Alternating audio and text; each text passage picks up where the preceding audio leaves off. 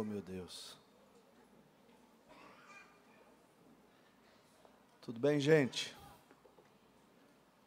Quantos tiveram uma noite abençoada aí? Dormiram bem? Descansaram bem?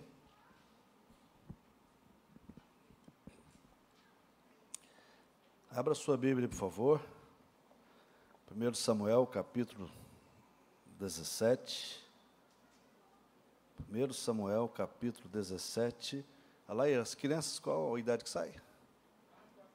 De 4 a 12 sai? De 4 a 12 anos, as crianças podem sair. Nerimar, bem, Geraldo? Que benção, hein? É muito menino. E vocês podem produzir mais. Preciso ver essa igreja crescer, viu, Jonatas? Jonatas.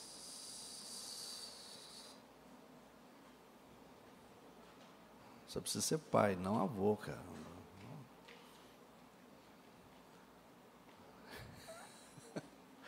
Depois não dá conta de correr com o menino. Eu sei, o netinho vai lá para casa, meu irmão, quem disse que o menino? Ontem tive que orar para ele ir embora. Vai embora, meu filho, não dá conta de você mais, não. O menino descansa.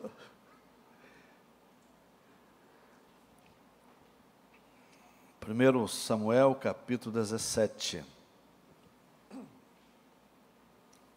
Nós vamos ler o verso 25 e 26.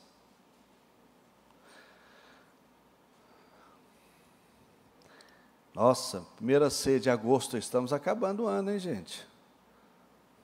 Põe marcha aí, senão o trem enrola. Verso 25, os israelitas diziam entre si: vocês viram aquele homem? Ele veio desafiar Israel. O rei dará grandes riquezas a quem o vencer. Também lhe dará sua filha em casamento e isentará de impostos em Israel a família de seu pai. Verso 26. Davi perguntou aos soldados que estavam ao seu lado: o que receberá o homem que matar esse filisteu incircunciso para desafiar os exércitos do Deus vivo? Aleluias. Só isso aí.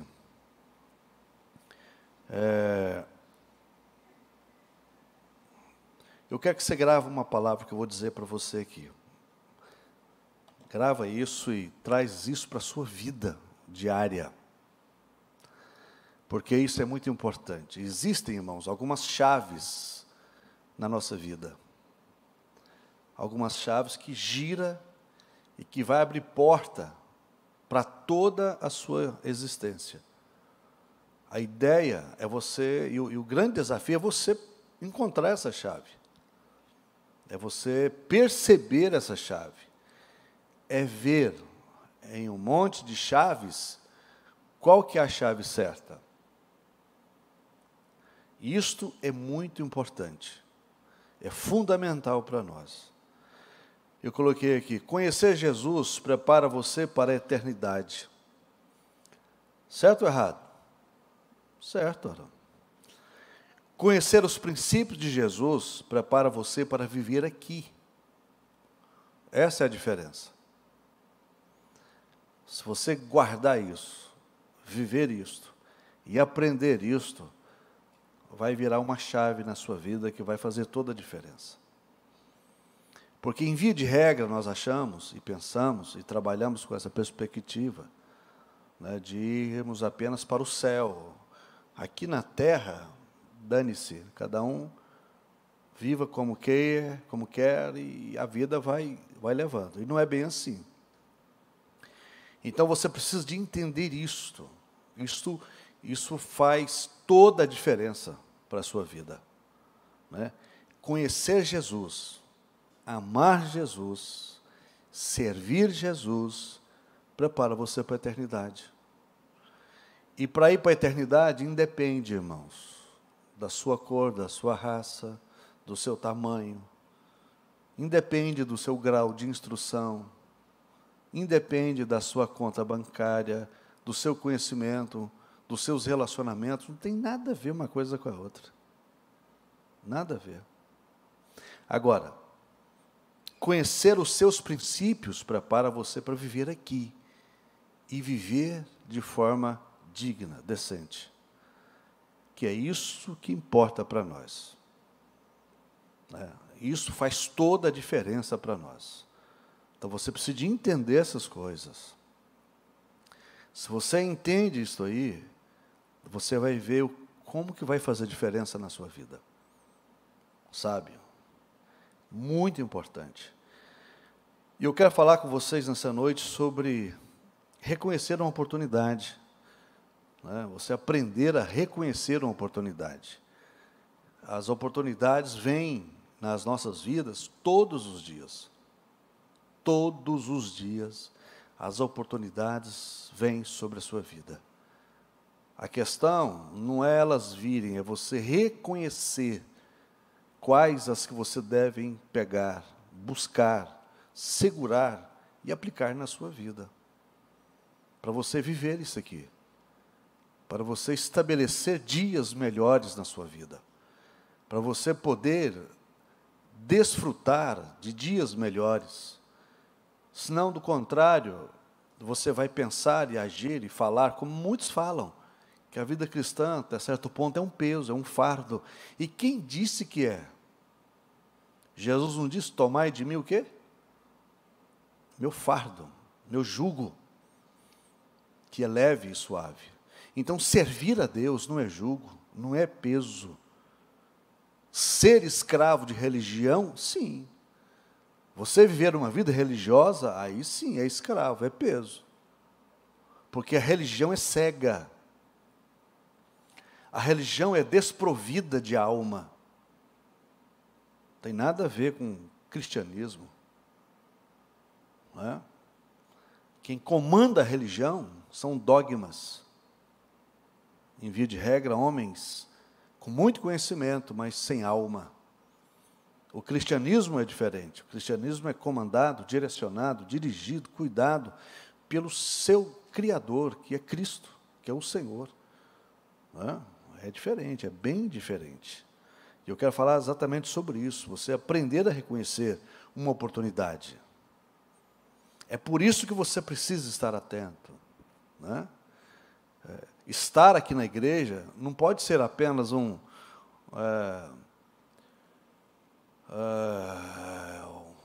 opção, uma falta de opção, melhor dizendo.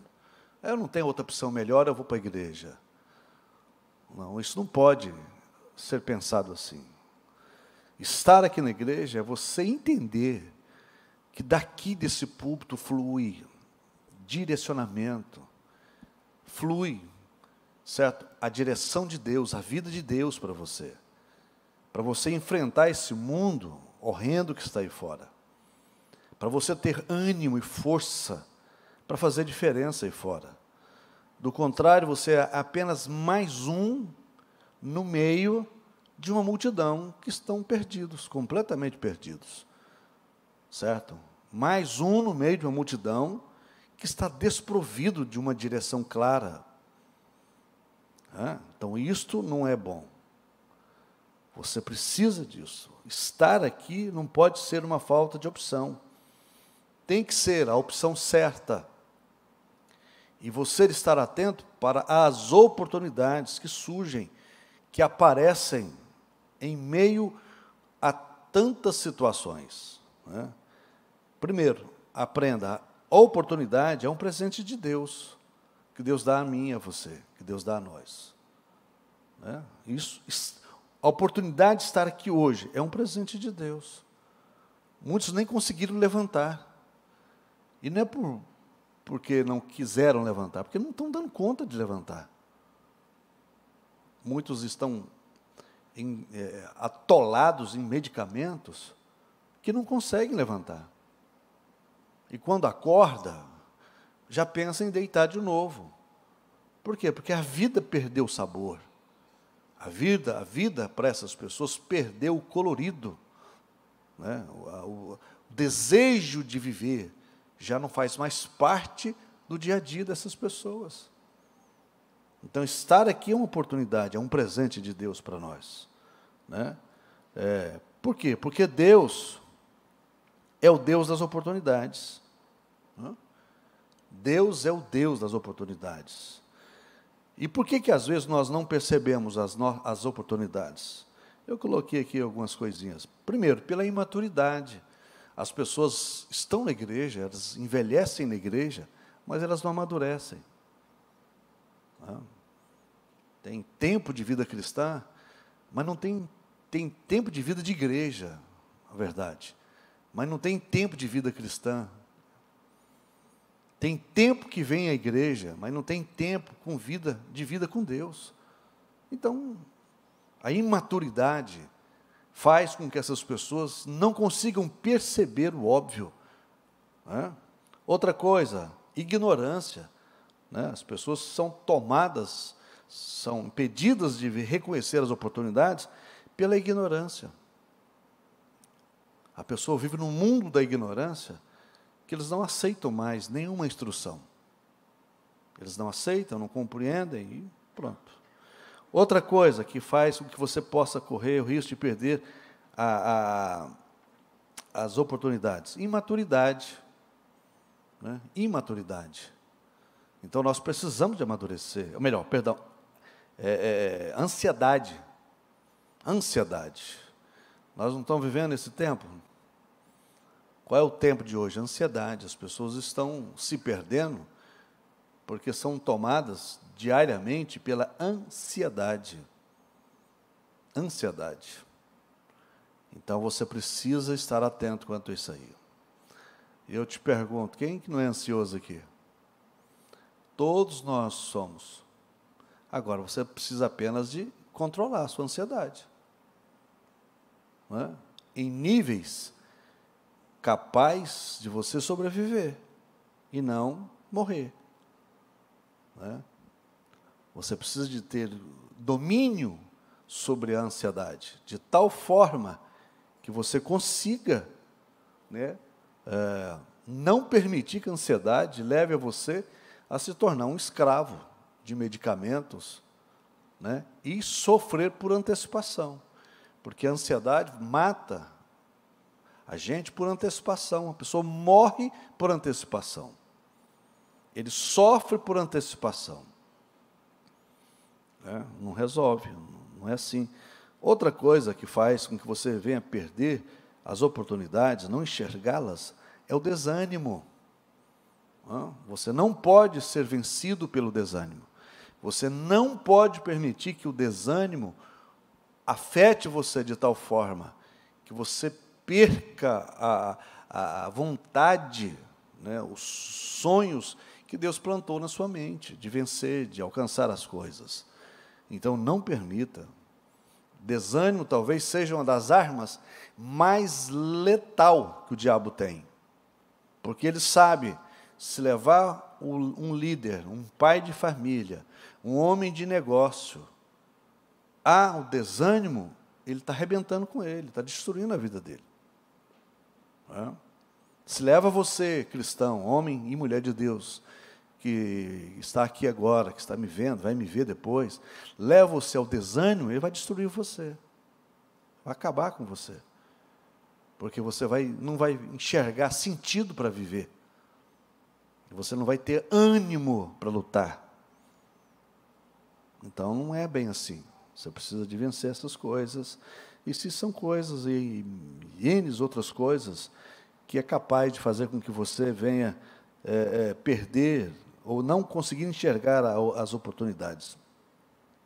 Agora, outra coisa importante, a oportunidade pode surgir durante um período de crise em sua vida. Em via de regra, sempre acontece isso.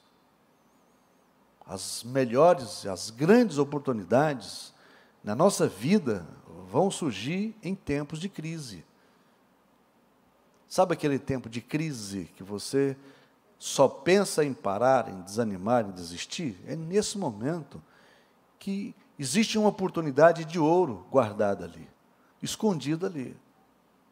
E se você parar, se você desanimar, enrolou a sua vida. Então, a crise em via de regra não é não é sinônimo de pare. É sinônimo de alerta. O que eu vou aprender com isso aqui? Que proveito que eu vou tirar dessa crise? O que eu vou extrair dessa crise? Não é assim? Tem uma história bem interessante. No início do século XX, havia uns fazendeiros na África do Sul que lutavam e pelejavam com as suas terras, e eles desanimaram com aquelas terras. Venderam aquelas terras e foram para os Estados Unidos, mudaram. Para a pessoa a qual eles venderam a terra, aquele camarada olhou aquela terra e disse: olha, debaixo desse pedregulho aqui, debaixo dessa terra seca, deve ter alguma coisa.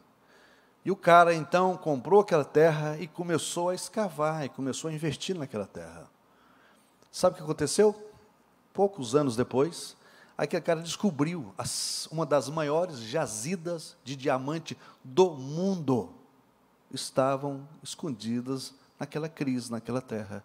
Horrível. Você consegue imaginar? Você consegue perceber que, de repente, atrás de uma crise, tem uma jazida de diamante? Quem é que consegue perceber isso? Em via de regra, ninguém. Porque por trás de uma crise, você quer um escape. Só que o escape que você almeja, e sonha e deseja, nem sempre é da forma que você imagina e vê. Deus tem a sua forma de trabalhar. Então, nós temos de entender isso aí, né? Agora, outra coisa, a oportunidade está sempre próxima de você. Esperando o quê? O seu reconhecimento. Mas se você estiver tomado por esses sentimentos dos quais eu falei aqui, ansiedade, imaturidade, ignorância, desânimo, medo, né, que eu não citei, mas estou citando agora, medo, ódio, raiva, pavor, você não vai perceber essas coisas. Não tem como. Né? O ser humano, o nosso grande desafio, é exatamente vencer a nossa alma, é explorar a nossa alma de tal forma que você veja os benefícios que Deus tem para nós, os muitos benefícios, que não são poucos, né? Então isso é importante. O reconhecimento de uma oportunidade, normalmente, ele vai vir de um orientador excepcional. Por isso que é muito importante você saber escolher com quem você anda. É importante que você saiba escolher as opções de amizades que tem. Você não tem como escolher quem foram seus pais. Não tem jeito. Né? Se eu pudesse, eu tinha uns caras aí que eu queria que eles fossem meu pai. E assim eu tenho certeza que muitos de vocês pensariam assim. Mas nós não podemos escolher. Mas você pode escolher quem são as pessoas que você vai constituir como amigos. Isso você pode.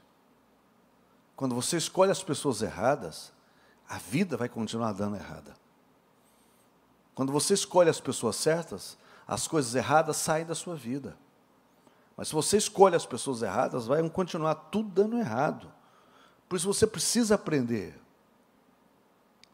Certo? Isso não é uma questão de acepção de pessoas, irmãos. Isso é uma questão de inteligência. Ué, por que você... Se você é membro dessa igreja, você escolhe com quem você deve andar aqui. Quem é que você pode escolher para ir na sua casa? Sim ou não? Lógico, você leva quem você quiser. Agora, uma vez que você leva alguém na sua casa, uma vez que você passa a ter contato com pessoas, e você descobre que essa pessoa pode ser uma pessoa tóxica, cai fora. A começar se essa pessoa tiver sarna, porque toda sarna pega.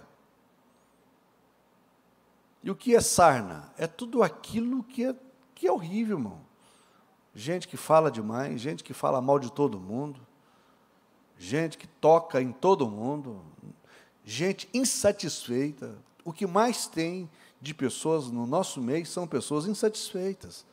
A insatisfação que as pessoas trazem dentro de si é que impedem elas de ver a beleza das coisas que Deus já fez na vida delas. E elas não conseguem ver isso, porque elas estão sendo tomadas por insatisfação.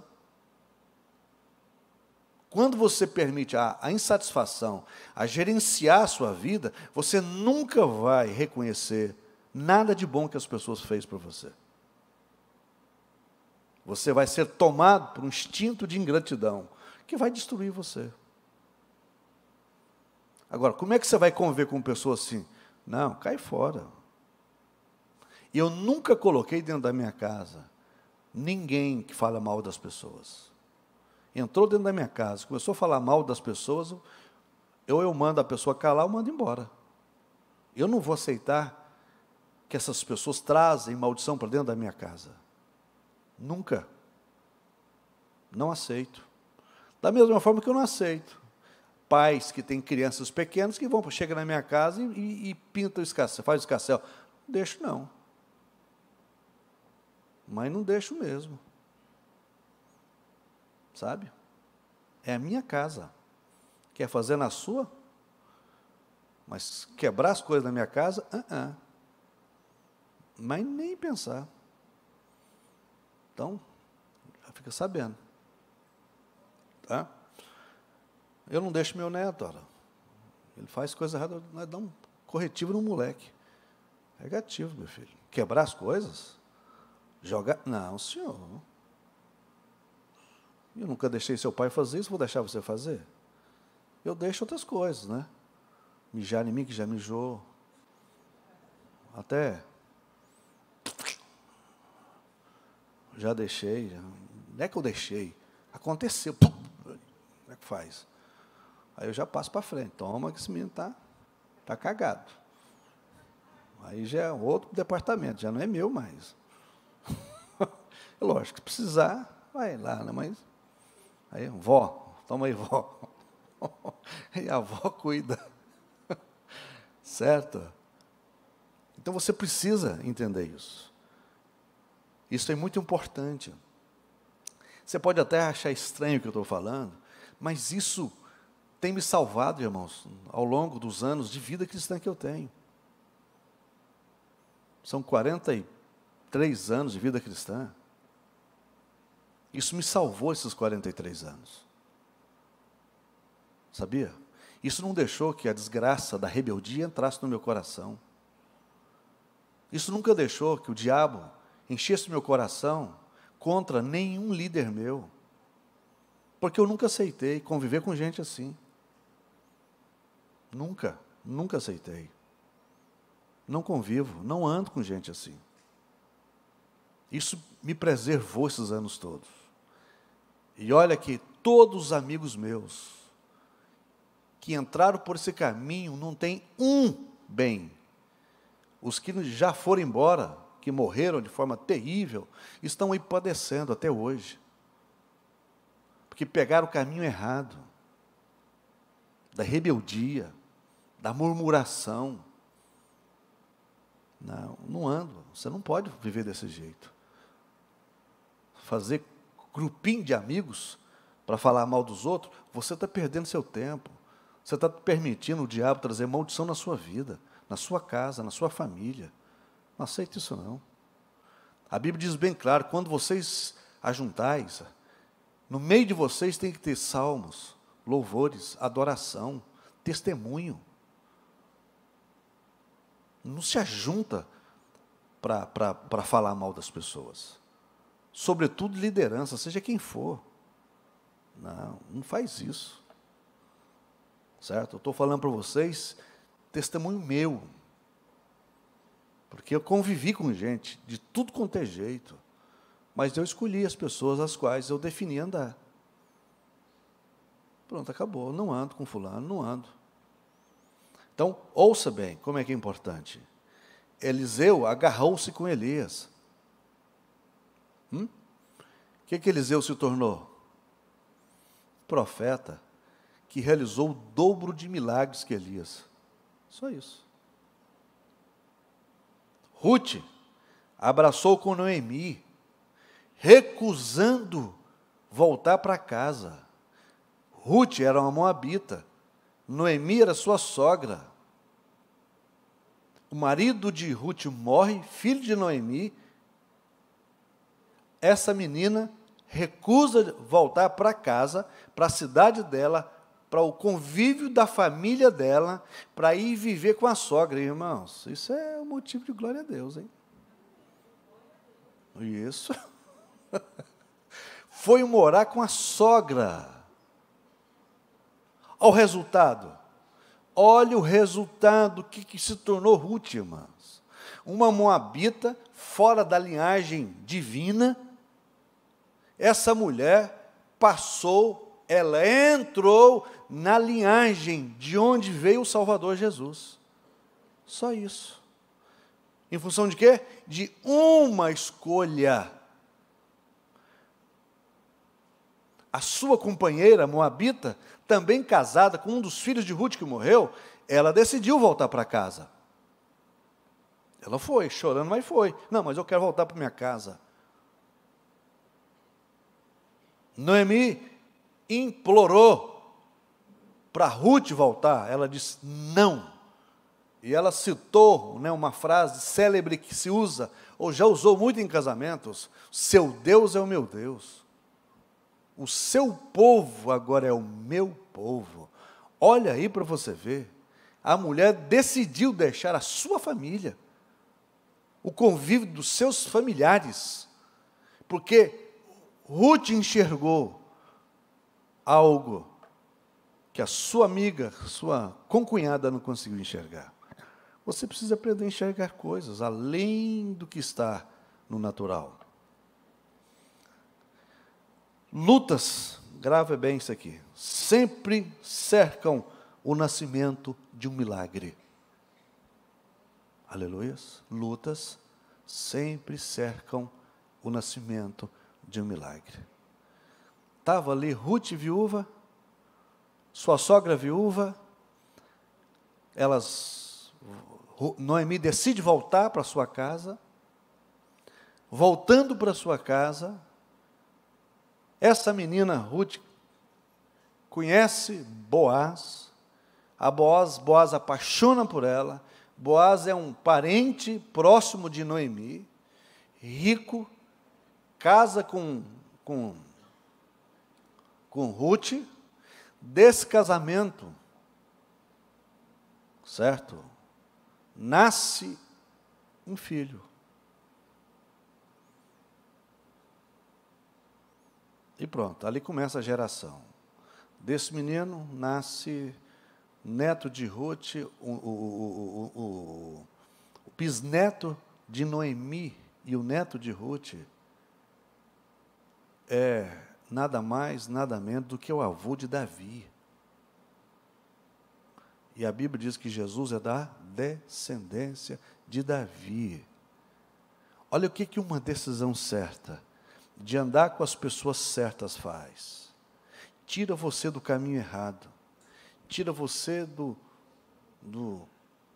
da impossibilidade de se tornar alguém na vida. E faz de você alguém que você nunca imaginava. Tudo em função de uma decisão. Josué dormia na porta da tenda de Moisés. Imagina, hein? Quantos disseram para Josué: ei, puxa saco, ei, pererê. Essas conversas bobas, que normalmente alguém desprovido de bom senso, de conhecimento de Deus, de honra, começa e usa esses palavreados. O que se tornou Josué? Sucessor de Moisés. Não foi Moisés Júnior, foi Josué. Agora, grave isso aqui. A unção que você respeita é a unção que traz benefícios para a sua vida. Você pode dizer comigo? A unção que eu respeito é a unção que vai trazer benefício para a minha vida. Aleluia. Qual é a unção que você respeita? É a unção que vai beneficiar você. Qual é a unção que você desrespeita? É a unção que você vai perder. Não poucas as vezes, irmãos, eu vi pessoas saindo dessa igreja para ir estar com pastores que o cara está no 3º e 4º casamento. Pastores adúlteros e pastores rebeldes. Então grave bem o que eu vou dizer. A unção que você respeita é a unção que você traz para a sua vida. Acabou. Só isso. Não tem segredo. A unção que Josué respeitou em Moisés, foi a unção que veio sobre ele. O grande legislador, o grande Moisés, que Deus não permitiu entrar na terra prometida, Josué entrou. Das 21 guerras, das 31 guerras que Josué teve, ele perdeu uma única guerra. E não foi por causa dele, de pecado dele. Foi por causa do pecado de um cara, chamado Acã, um manezão líder lá. O único. Todas as demais guerras, ele foi extremamente vitorioso. Porque era a unção que ele respeitava. Quem é a pessoa que você ouve? Quais são as suas conexões? Daí você pode começar a tirar proveito. Por que de repente você está envelhecendo e as coisas não acontecem? Por que o tempo passa e nada acontece de bom a seu favor? Porque talvez as suas conexões estão erradas. E olha, eu vou dizer uma coisa, preste bem atenção. Isso diz respeito até membros da nossa família, sabia? Tem membros da nossa família que são tóxicos. Você tem que cair fora deles. Cair fora. Porque são tóxicos. É uma decisão deles, não amar Deus, não respeitar Deus, não servir Deus e não honrar ninguém. Então, preste atenção. O sucesso não é o que você tem, mas quem você tem. Isso é importante. Quando você entende o reconhecimento de uma oportunidade que vem na sua vida, há uma reviravolta na sua vida. Só um minutinho, vocês estão sentindo calor aqui embaixo ou não? Está tudo tranquilo? Tá. Preste bem atenção. O reconhecimento da oportunidade que você reconhece dá uma reviravolta na sua vida. Vou te dar 2 exemplos. Primeiro exemplo, a viúva de Elias. Deus manda Elias ir para Sarepta, que significa fornalha. Olha bem, o cara está no fogo, Deus tira do fogo e leva para a fornalha. É assim que às vezes acontece, né? Então Deus fala com Elias, sai de Sarepta e vai para onde? Sai de onde você está, lá no ribeiro, e vai, o ribeiro secou, e vai para Sarepta. Lá eu levantei uma viúva para cuidar de você. Ok, chegando na casa da viúva, ele percebe o quê? Ele percebe que a viúva, coitada, estava quebrada, só tinha uma porção de alimento do dia, como se diz. Tinha a comida do dia. Olha o que o cara faz. O cara diz, vai lá, faz comida, mas primeiro, traz para mim. Depois você e seu filho comem. Resultado, por 3 anos, essa mulher comeu, ela, Elias, e o seu filho comeu do que tinha ali, daquela porção, ou melhor, daquele kit de alimento que eles tinham para aquele dia. Eles comeram por 3 anos, de manhã, de tarde e de noite, no mínimo 4 refeições. Que a cada dia que ela tirava um pouquinho do azeite e um pouquinho da farinha, certo? Não acabava. Não se tornou um tonel de azeite, mas o azeite não acabava. Isso por 3 anos. Ok, no final de tudo isso, acontece o quê? Acontece o inevitável. Algo extraordinário. O filho dessa viúva morre. A viúva desespera. Ela vai a Elias então ora e toca naquele menino, o menino é curado. e ela diz: verdadeiramente eu sei que você é de Deus.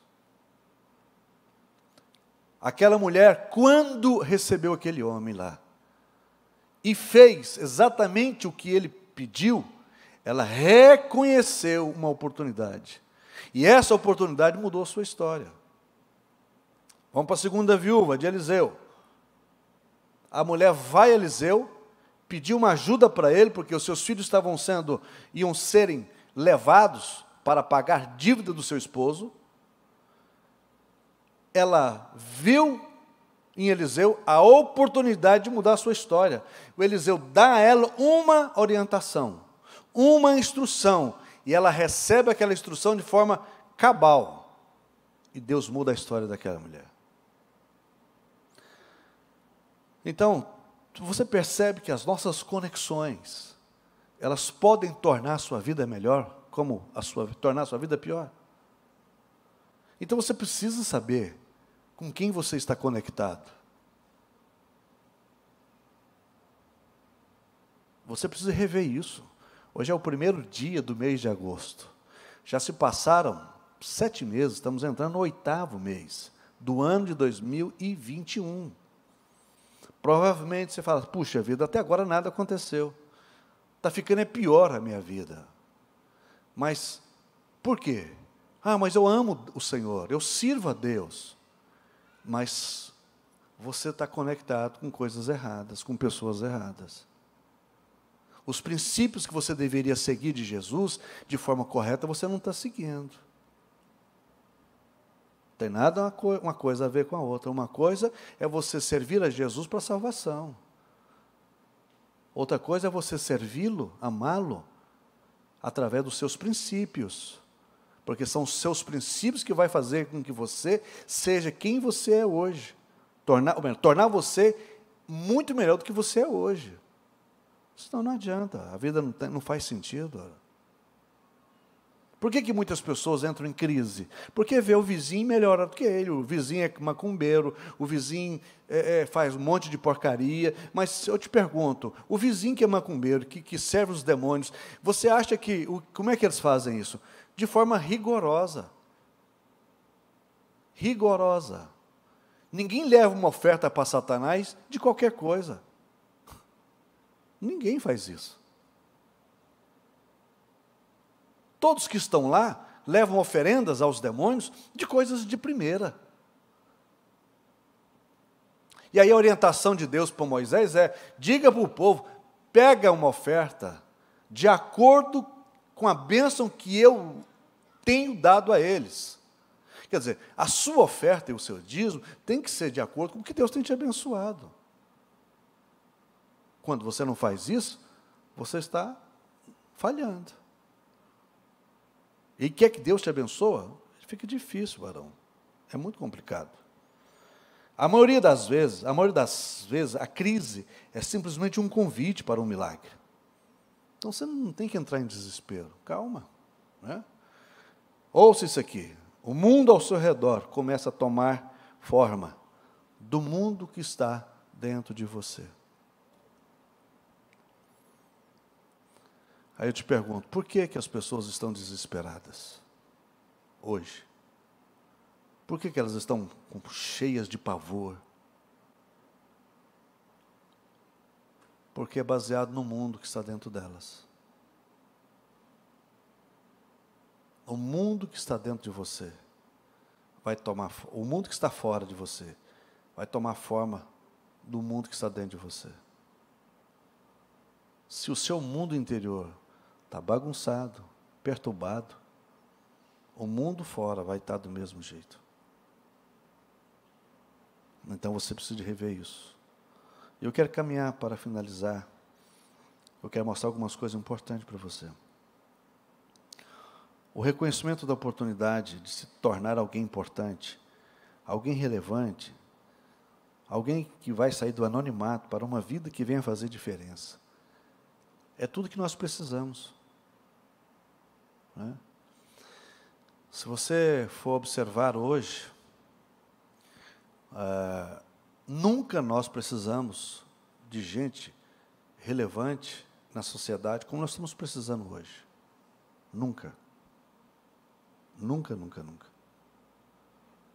Se você simplesmente é um profissional meia boca, então não vai resolver nada. Se você é simplesmente um cristão meia boca, também não vai resolver nada. Sabia? Nada, nada, nada. Porque nós precisamos sermos relevantes na sociedade de hoje. É a única forma de nós combatermos o mal. Porque as pessoas que vivem praticando o mal, eles não descansam, eles não dormem, eles não tiram férias. Eles trabalham 24 horas planejando como trazer dano para a igreja, para você e para nós. Então eles vivem a maldade numa intensidade que nós não conseguimos viver a bondade com a mesma intensidade. Não conseguimos. Então, o que você faz aí fora? Se você faz de qualquer jeito, se você é um profissional meia boca, é um funcionário público, daqueles, do modelo de todo mundo, você nunca vai ser relevante. Ah, mas eu vou trabalhar mais do que todo mundo. Isso é pensamento de gente medíocre. Não é assim que você deve pensar. Você tem que fazer a sua parte. E faça da melhor forma possível. É a única forma de você se tornar relevante. Para uma sociedade que está apodrecida no pecado, está apodrecida, certo? Na corrupção e em tantas coisas contra Deus. Então nós não seremos relevantes e não faremos diferença nenhuma se nós não aprendermos a sermos pessoas melhores. Se o mundo que está fora de você está confuso, perturbado, se você está assustado com tudo que está acontecendo aí fora, é apenas um reflexo do que está dentro de você. É só isso. Não tem muito segredo. Quando Paulo decidiu voltar para Jerusalém, um profeta chamado Ágabo pegou o cinto do apóstolo Paulo e disse: o dono desse cinto está reservado para ele dias difíceis, dias de sofrimento, dias de muita dor. Os irmãos que estavam ali com Paulo entraram em pânico e começaram a chorar e a implorar para que Paulo não subisse para Jerusalém. E Paulo disse: não tem jeito, eu tenho que ir. Não era uma questão de ignorância, era uma questão de propósito. Ele tinha que ir por um propósito divino. Em outras palavras, Paulo estava caminhando rumo à morte, em direção à morte, em direção ao sofrimento, a cadeias, à prisão, ao naufrágio. Paulo estava caminhando para isso, e ele sabia dessas coisas, e o profeta Ágabo revelou tudo para ele e para as pessoas que estavam ali. Paulo não recuou, pelo contrário, ele fortaleceu os irmãos que estavam ali, porque o mundo que estava dentro dele refletiu o que estava lá fora, não foi o inverso. Então presta bem atenção. Veja Davi. Quem revelou Davi para Saul e todo Israel? Uma crise. Qual? Por 40 dias Israel era desafiado e todo o seu exército amedrontado, até que um menino vê tudo aquilo e nunca mais a vida de Davi foi a mesma.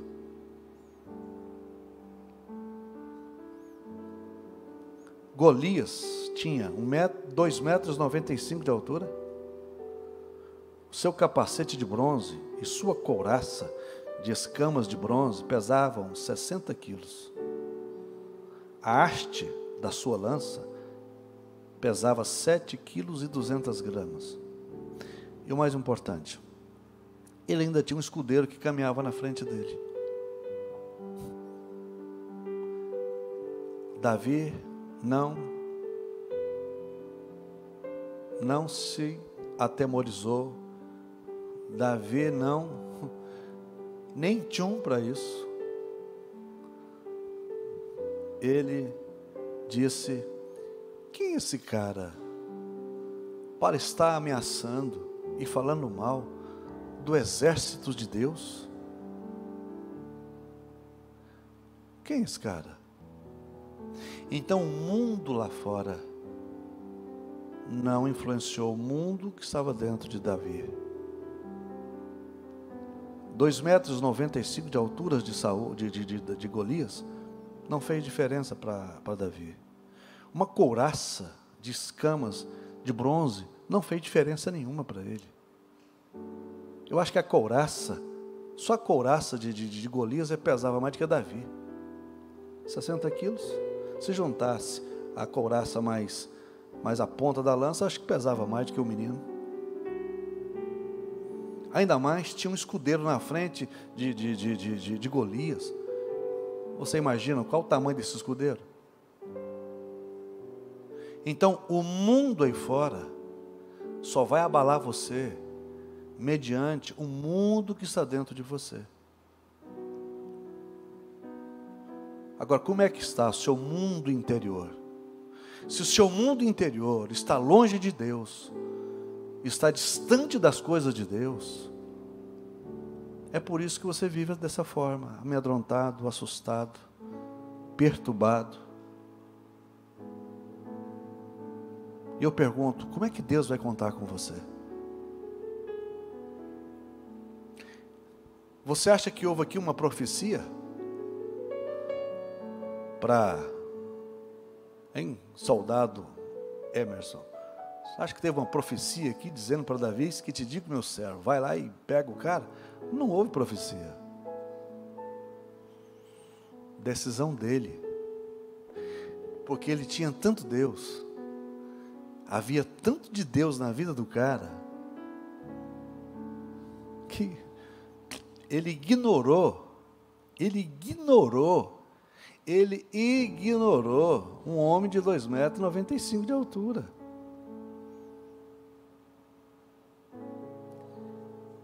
Então, por que as pessoas estão atemorizadas hoje? Porque elas não têm a quantidade de Deus que precisaria ter. Por isso elas ficam perturbadas com a doença, perturbadas com a morte, perturbadas com a vida financeira, perturbadas com tudo. Então, se isso te perturba, é porque é resultado e reflexo do mundo que está dentro de você. Se você mudar esse mundo dentro de você, você vai mudar o mundo que está fora de você.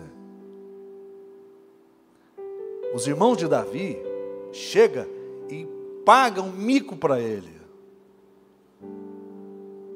Ele sai do meio dos meninos, porque tem hora que não é salutar, irmãos, não é razoável você ficar ouvindo conversa que não faz sentido. E de onde vêm essas conversas? De pessoas próximas de nós. Aqui eram os irmãos de Davi, que estavam dizendo: cai fora, sou moleque, você é muito abusado, você é doido, vai, pagou o maior amigo para ele. Ele foi brigar com os caras? Não. Ele desviou dos caras ali, caiu fora e foi lá na tenda de Saul. e disse: eis-me aqui, eu sou o cara. Saul ficou assustado. Mas o cara foi. Você pode dizer comigo? O tamanho, outra vez, o tamanho do meu inimigo determina o tamanho das minhas recompensas. Só isso. Você está preocupado com o tamanho do seu inimigo? Então você já perdeu a guerra. Se Davi fosse medir o tamanho de Saul, o tamanho de Golias, se Davi fosse imaginar que além de Golias tinha um escudeiro, e que o cara era aparentemente intransponível, o cara tinha um capacete de bronze na cabeça, que só tinha um buraco para entrar a pedra, não dava erro, não podia errar. Flecha podia soltar um monte que não entrava no cara. O cara estava com uma couraça de bronze. Acabou, já era. Então ele não mediu isso. Ele não mediu o tamanho do inimigo. Ele não ficou falando, soletrando o inimigo. Ele não ficou dando honra ao inimigo. Mas ele falou do tamanho do Deus dele. Esse é o meu Deus. O meu Deus. Aleluias. É porque ele tinha Deus. Então isso para nós hoje, eu tenho tido isso como um ponto de meditação todos os dias.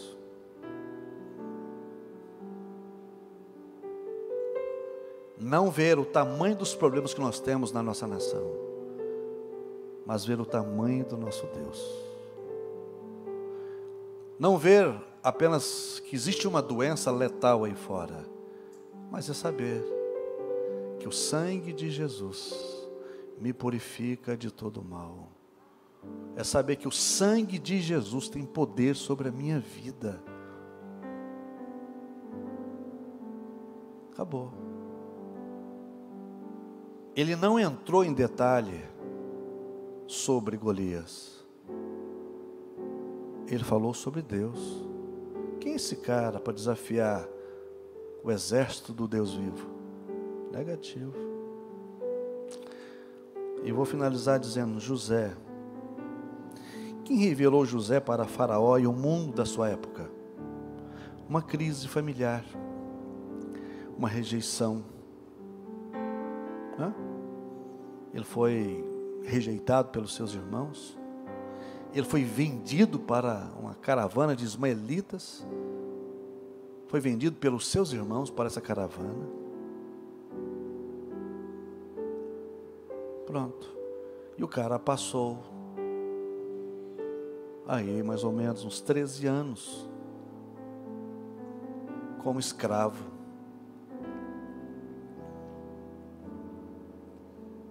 Mas em momento algum, esse cara demonstrou ingratidão ou rejeição por Deus.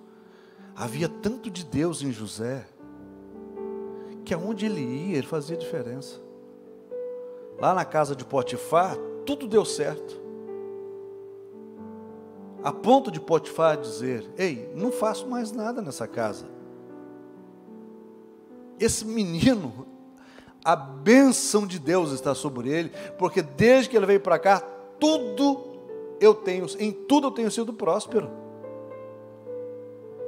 Ok, o cara foi acusado de forma injusta, de ter tentado tomar a mulher do cara, estuprar a mulher do cara, foi preso, na cadeia o cara mudou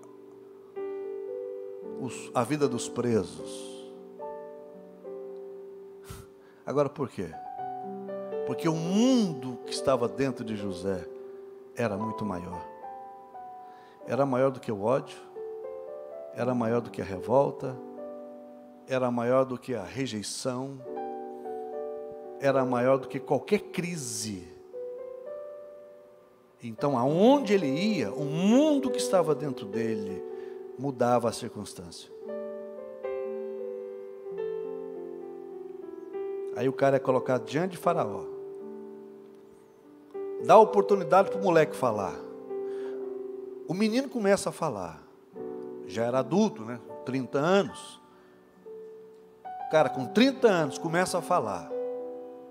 E ele fala com uma habilidade, com uma graça de Deus tão grande, cheio de Deus, que Faraó, que era considerado uma entidade espiritual, em outras palavras, era considerado Deus, o cara teve que reconhecer que o Deus de José era maior do que ele. Você sabe qual que é o nosso problema, irmãos? É que a gente entra na onda do povo aí fora. Tá tudo ruim, né? Tá ruim mesmo. Ah, tá em crise, né? Realmente tá em crise. Ah, o Brasil não tem jeito. O Brasil não tem jeito mesmo. Ah, eu acho que se eu sair de casa eu vou morrer. Ah, eu vou morrer mesmo.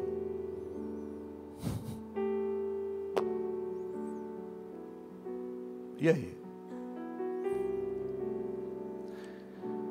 É porque o mundo dentro de você não é o mundo que Deus plantou, sonhou e desejou. Porque a hora que for, aonde você for, as coisas vão acontecer. Aleluias. Você pode dizer comigo? As minhas recompensas, outra vez bem bonito, as minhas recompensas na vida são determinadas pelo tipo de problema que eu estou disposto a resolver para os outros. Aí é outro problema que você tem que vencer: egoísmo. Aprenda, coloque-se à disposição para resolver o problema dos outros. Até então, Davi só estava resolvendo o problema dos outros. O que Davi tinha a ver com aquilo ali, varão? Nem soldado ele era. Ele entrou num problema que não era dele. O que José tinha a ver? Mas é que está. O problema que você resolve para os outros vai determinar a sua bênção, a sua vitória. Vamos nos colocar de pé?